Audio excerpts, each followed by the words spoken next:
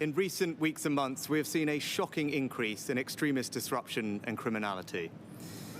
What started as protests on our streets has descended into intimidation, threats, and planned acts of violence. Jewish children fearful to wear their school uniform lest it reveal their identity.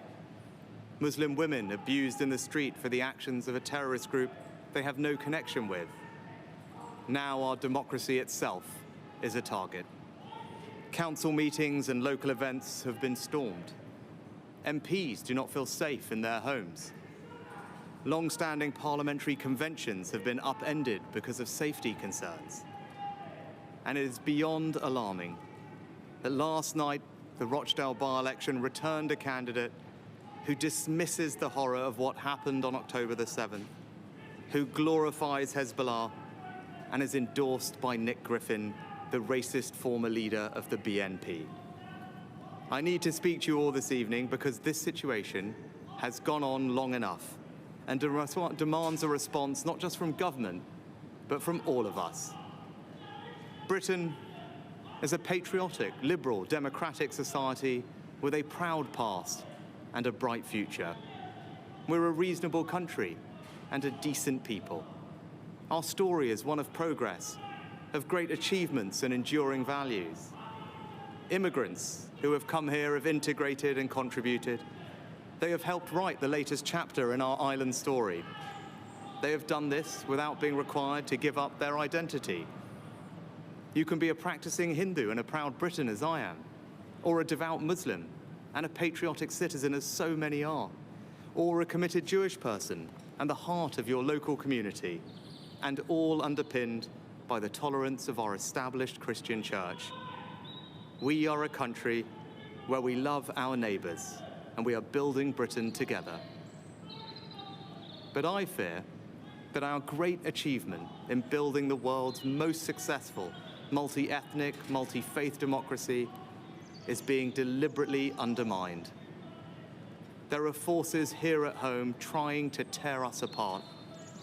Since October the 7th, there have been those trying to take advantage of the very human angst that we all feel about the terrible suffering that war brings to the innocent, to women and children, to advance a divisive, hateful ideological agenda.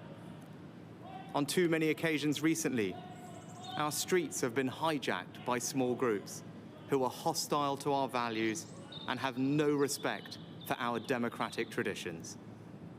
Membership of our society is contingent on some simple things: that you abide by the rule of law, and that change can only come through the peaceful democratic process.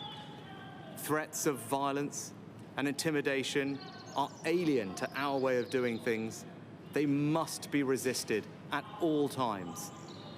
Nearly everyone in Britain supports these basic values, but there are small and vocal hostile groups who do not. Islamist extremists and the far right feed off and embolden each other. They are equally desperate to pretend that their violence is somehow justified, when actually these groups are two sides of the same extremist coin. Neither group accept that change in our country can only come through the peaceful democratic process. Both loathe the pluralist modern country we are. Both want to set Britain against Britain, to weaponize the evils of anti-Semitism and anti-Muslim hatred for their own ends. The faith of Islam, peacefully practiced by millions of our fellow citizens, is emphatically not the same thing as the extremist political ideology of Islamism, which aims to separate Muslims from the rest of society. Islamist extremists and far-right groups are spreading a poison. That poison is extremism. It aims to drain us of our confidence in ourselves as a people and in our shared future. They want us to doubt ourselves, to doubt each other, to doubt our country's history and achievements. They want us to accept a moral equivalence between Britain and some of the most despicable regimes in the world. They want us to believe that our country, and the West more generally, is solely responsible for the world's ills, and that we, along with our allies, are the problem. In short, they want to destroy our confidence and hope. We must not allow that to happen. When these groups claim that Britain is and has been on the wrong side of history, we should reject it and reject it again. No country is perfect, but I am enormously proud of the good that our country has done. Our place in history is defined by the sacrifices our people have made in the service of their own freedom and that of others. And when these groups tell our children that they cannot and will not succeed because of who they are, when they tell children that the system is rigged against them or that Britain is a racist country, this is not only a lie, but a cynical attempt to crush young dreams and turn impressionistic minds against their own society. I stand here as our country's first non-white Prime Minister, leading the most diverse government in our country's history, to tell people of all races, all faiths, and all backgrounds, it is not the colour of your skin, the God you believe in, or where you were born that will determine your success, but just your own hard work and endeavour. And we must be prepared to stand up for our shared values in all circumstances, no matter how difficult. And I respect that the police have a tough job in policing the protests we have seen, and that they are operationally independent. But we must draw a line. Yes, you can march and protest with passion. You can demand the protection of civilian life. But no, you cannot call for violent jihad. There is no context in which it can be acceptable to beam anti-Semitic tropes onto Big Ben in the middle of a vote on Israel-Gaza. And there can be no cause that you can use to justify the support of a prescribed terrorist group like Hamas. And yes, you can freely criticize the actions of this government, or indeed any government. That is a fundamental democratic right. But no, you cannot use that as an excuse to call for the eradication of a state or any kind of hatred or anti-Semitism. This week, I've met with senior police officers and made clear it is the public's expectation that they will not merely manage these protests, but police them. And I say this to the police: we will back you when you take action.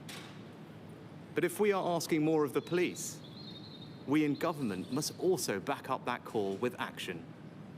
To that end, this month the government will implement a new, robust framework for how it deals with this issue, to ensure that we are dealing with the root causes of this problem, and that no extremist organizations or individuals are being lent legitimacy by their actions and interactions with central government. You cannot be part of our civic life if your agenda is to tear it down. We will redouble our support for the Prevent programme to stop young minds being poisoned by extremism. We will demand that universities stop extremist activity on campus. We will also act to prevent people entering this country whose aim is to undermine its values. The Home Secretary has instructed that if those here on visas choose to spew hate or protest or seek to intimidate people, we will remove their right to be here. And our Britain must not be a country in which we descend into polarized camps, with some communities living parallel lives. It is not enough to live side by side. We must live together, united by shared values and a shared commitment to this country. And I want to speak directly to those who choose to continue to protest. Don't let the extremists hijack your marches. You have a chance in the coming weeks to show that you can protest decently, peacefully, and with empathy for your fellow citizens. Let us prove these extremists wrong and show them that even when we disagree, we will never be disunited from our common values of decency and respect. I love this country. My family and I owe it so much. The time has now come for us all to stand together to combat the forces of division and beat this poison. We must face down the extremists who would tear us apart. There must be leadership, not pandering or appeasement. When they tell their lies, we will tell the truth. When they try and sap our confidence, we will redouble our efforts. And when they try and make us doubt each other, we will dig deeper for that extra ounce of compassion and empathy that they want us to believe doesn't exist, but that I know does.